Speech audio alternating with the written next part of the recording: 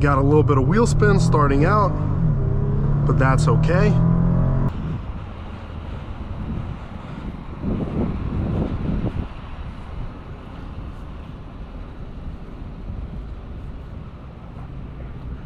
Hey there everyone, welcome to another episode of DM Car Reviews. Today we're driving this beautiful 2010 Lexus ES350 on our channel. A huge shout out to Aidan over at MemberCar of Rockville in Rockville, Maryland for providing me this car. All his information will be in the right hand corner side, so if you're looking for a high quality pre-owned car, reach out to him. He's got a lot of cool cars on the lot. But let's get this beautiful beast fired up. This is the key. And I gotta say, it just feels so nice to be in a car of this era. High quality materials, gorgeous cabin. But let's go take a look outside and take her for a spin.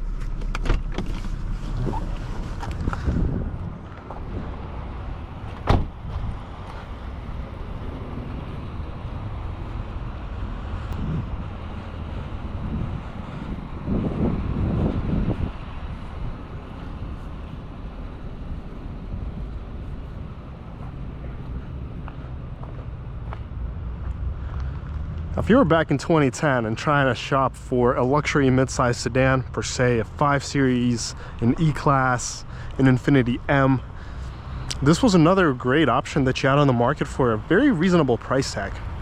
Came with a lot of features, ventilated seats, navigation, backup camera with parking sensors.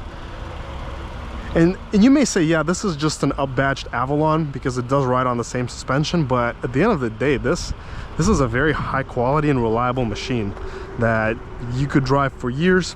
And notice it even has automatic opening locks on the back too, so a lot of modern cars don't even have that feature. Obviously soft touch materials here, and you can still feel these here. They're also soft touch. Leather here, wood, perforated leather seats, and the leather here is very high quality. So getting in the back, I'm 6'2", and it feels absolutely incredible here in the back. The seats have such a great angle, and they kind of just hug you from behind. You have this huge armrest, and the condition of this interior is phenomenal. The headliner, and you sit back here and you're thinking, wow, like I could spend hours and hours here in the back just so comfortably. These rear seats are just as comfortable as the front seats, maybe even more comfortable, I don't know, but it just feels very cozy. And your head is not above the sun like in the Chargers. Magnificent, 10 out of 10.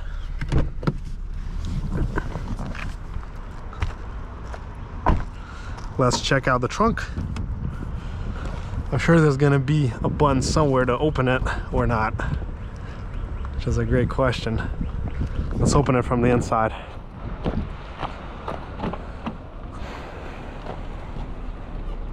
There we go.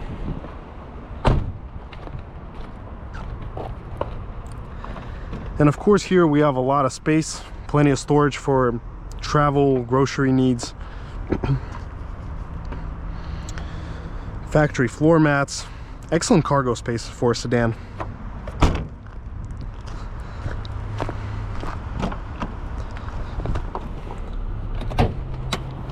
So under the hood, we're gonna find the familiar 3.5 liter V8 that is used in the Camry. Pumps out 268 horsepower, same as in the Toyota. We got the hydraulic hood, and look at how nicely Lexus does everything. Everything is concealed, hidden. The 2G RFE is a beautiful powertrain, very silky smooth, sounds delicious. I know you're wondering why I use that word, but if you've ever driven these cars, you'll know why. You got your dipstick, washer fluid is right here, engine coolant, battery. Everything is so simple and straightforward. We got all our factory stickers here. Let's close the hood. Closes with ease. And let's go look inside this wonderful Lexus. We got a telescoping steering wheel, which you can adjust based on how you like it. We have a touch screen, with navigation, audio, XM radio, climate. It's also a touchscreen. We got a CD player. This may be a 6 CD changer, I'm not sure. We got USB AUX. So for 2010 we have an USB cord. Glove box with a factory manual, sunroof, lighted visor, garage door opener. You got your holder for the glasses, soft touch panel, your dual zone climate. It's just such a nice intuitive layout, and the seat comfort is incredible. I like the wooden steering wheel. It feels luxurious. All the materials are top notch, and it's just such a comfortable, pleasant, serene cabin to be in.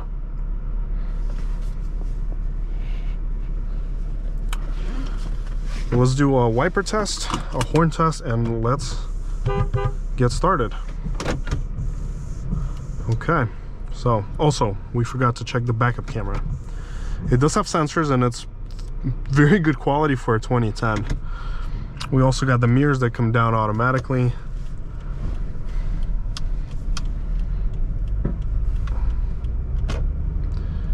And within the first feet of driving this ES350, you just feel how peaceful and comfortable and quiet this car is. You don't hear any of the outside world, so noise insulation is just perfection. The pedal feels smooth, responsive, and you're gliding. You don't hear the engine at all at lower RPMs. The suspension is cloud smooth. Feels like you're just coasting over air.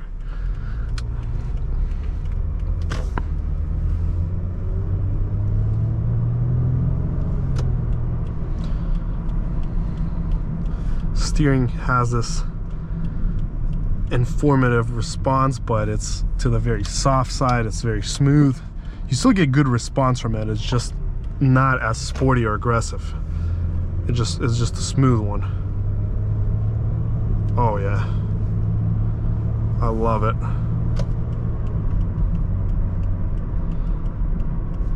This is definitely one of the quietest cars that I've driven so far. You don't hear anything in the outside world.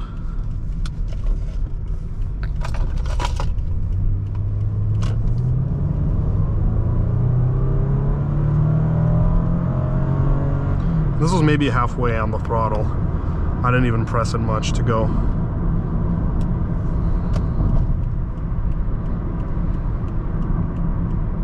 We've also got a compass in the mirror. Good visibility. As I always mention in my videos, I am 6'2", and for my height it feels great in the back and in the front. I have plenty of space for my legs. There's no issue with that. Obviously this car is not built for taking corners fast, but I'm sure it can.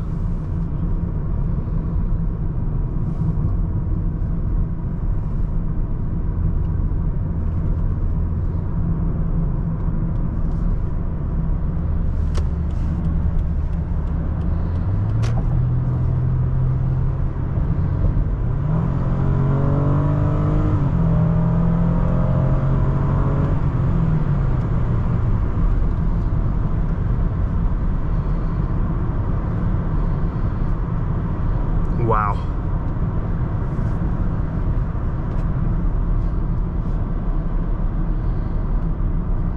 Absolutely phenomenal.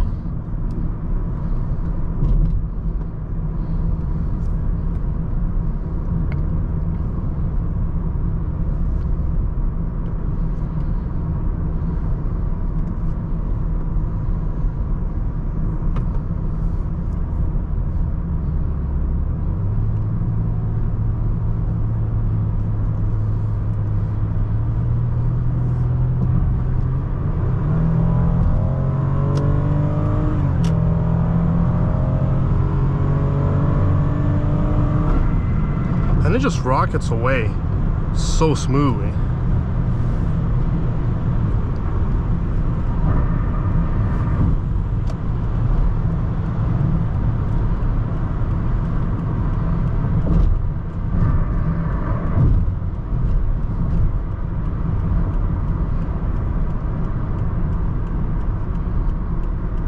brakes feel good. Power-wise, it definitely drives like a Camry V6. It's quick. I'd say very quick. It gets up to 90 in no time. So whether you're doing any pass or merge, it's a piece of cake.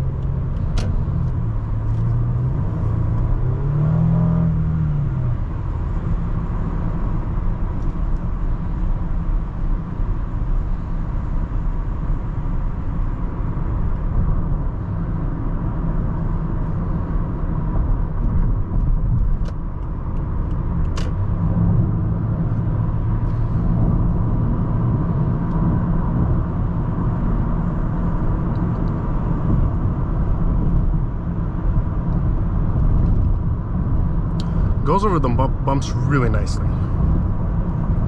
Phenomenal suspension. And what's interesting is that you think it's the same powertrain and transmission and a lot of components as the Toyota Camry V6, but it is just such a different experience. This is crazy. This feels like a full-tier luxury car.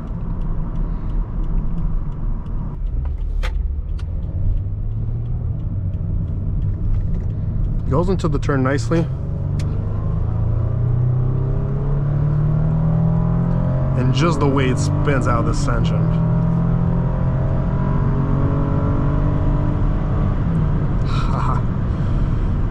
Lovely.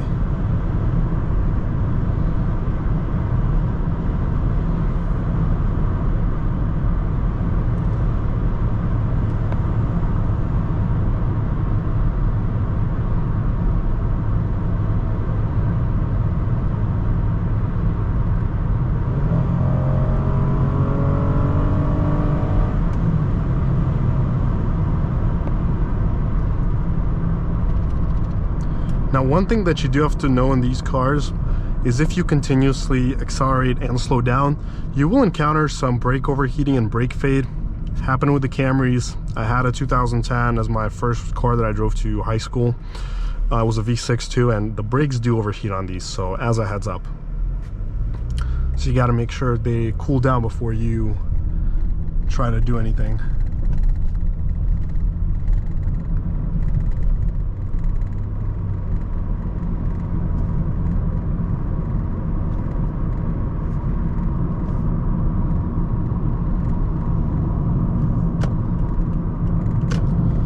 But we're gonna go do our 0 to 60 test next, see how quick this Lexus is, and then we will start heading back and wrapping up this test drive. 3, 2, 1, let's go. We got a little bit of wheel spin starting out, but that's okay. 6.7 seconds to 60.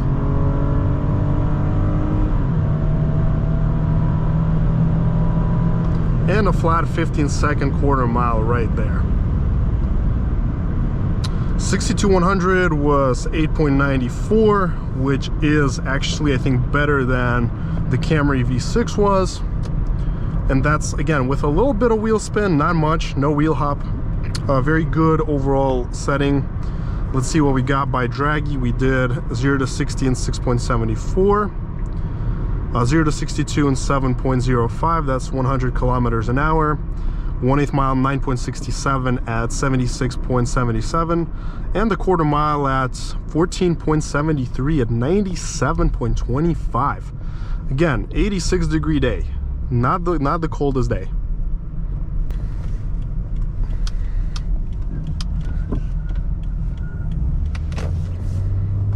And so by RaceBox, let's see what we did. Track, drag, and we did here 1/8 mile, 9.95 at 78.11, and the quarter mile at 15 flat at 98.25. So at highway speed, cruising down the road is just a pleasure. Feels relaxed. The only thing that I would do in this specifically, in this Lexus specifically, is I would put stronger brakes. Everything else here is excellent. The handling, the refinement, the power, love it.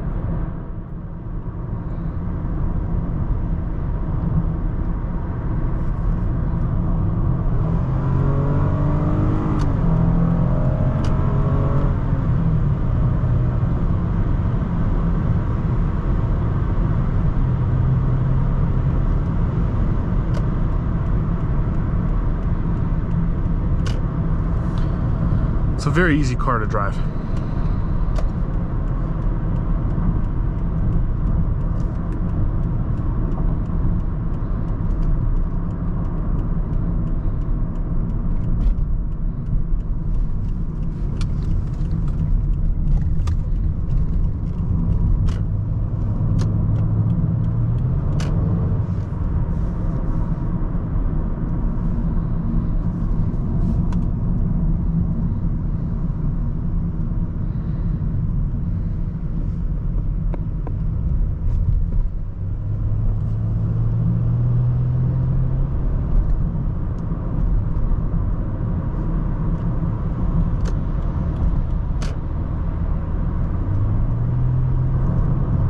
You don't even need to put the pedal on much to pass. You can just do a little tap on the gas, get the RPMs past 2,000, and you're good to go.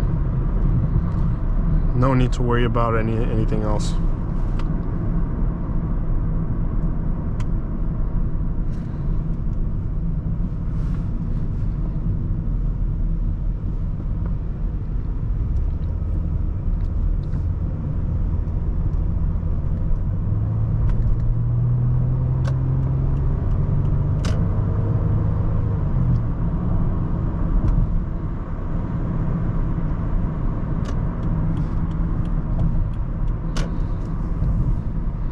I love this wooden steering wheel. Feels wonderful.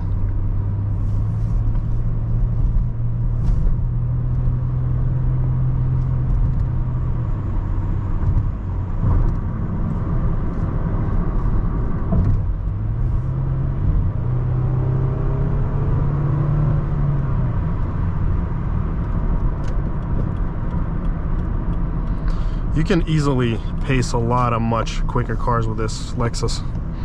If you can get it into the power band and give it some gas at the right time, you can easily pace cars that are like 330, 350 horsepower, those newer sedans. From the German offerings, very, very underrated car. Then it has an excellent top end. So for a car to be doing almost 100 miles per hour on the trap speed in this kind of weather, it takes a powerful car, and this is definitely a powerful car.